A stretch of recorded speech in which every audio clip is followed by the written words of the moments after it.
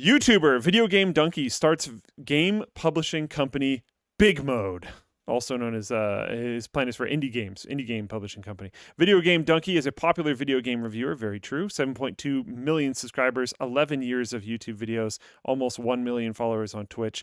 Him and his partner Leah are starting a publishing company known as Bigmode, a passionate voice for quality, originality, and fun indie games.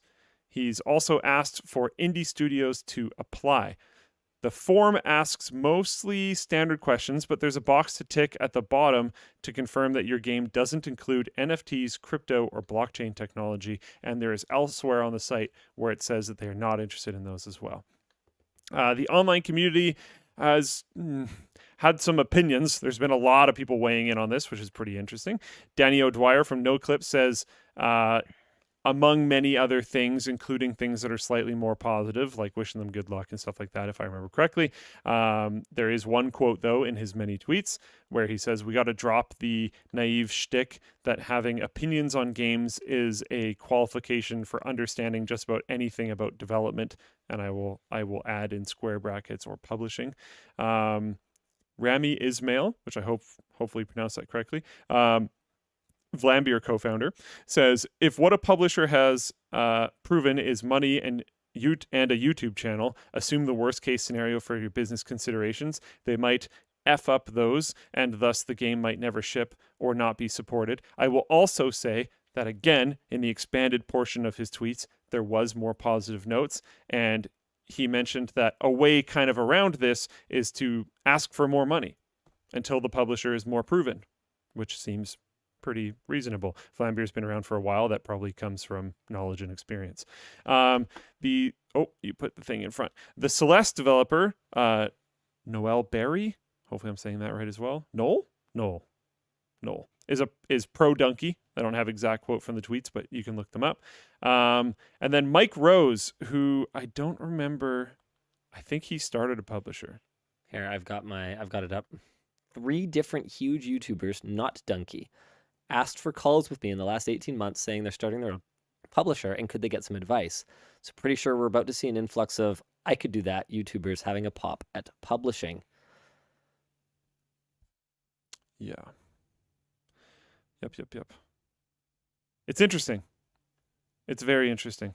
There's a lot of I could do that YouTubers right now. Yeah, I could make a screwdriver. Yeah, exactly. I think it's pretty interesting. I think it's pretty cool. If I was an indie developer, would I hitch my horse onto this? Hitch my carriage onto this horse? There we go. I got there. I don't know. Not so sure about that. I'd be interested in maybe talking to him. But I think the Rami Ismail's comments were actually very good if you read through his stuff. I'm going to make an observation. Something that we've realized as part of building products that we think have an appeal beyond just our traditional audience, like the screwdriver, is that we actually don't know pretty much anything about traditional marketing.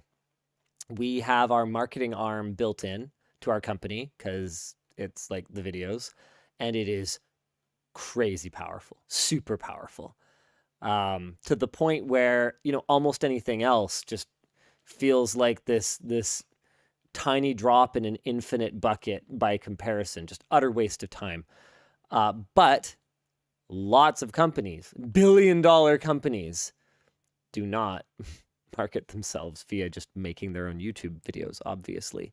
And so my concern would be that just because you have some business savvy, I like to think I do, doesn't necessarily mean that you actually know anything about these other businesses. And maybe you have the savvy to hire people who know what they're doing, in which case, power to you, but maybe you don't.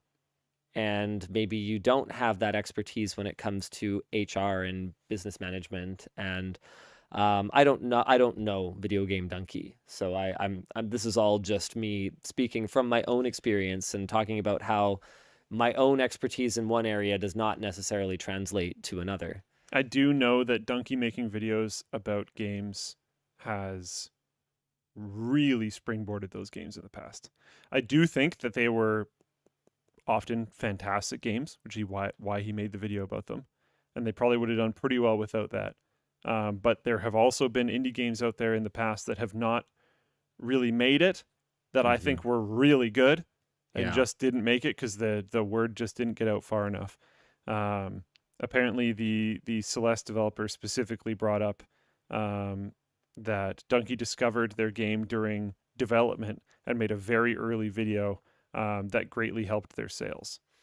And that makes sense. I'm a flanker says if you're an indie dev, bear in mind that the average game on Steam makes a grand total of $17,000.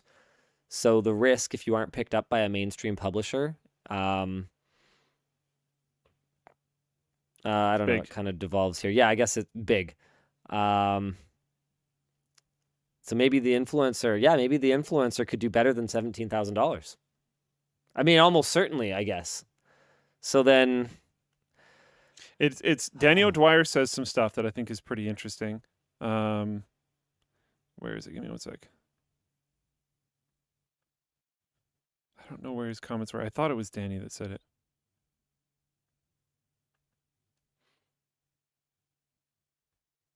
Apparently that's the average, not median.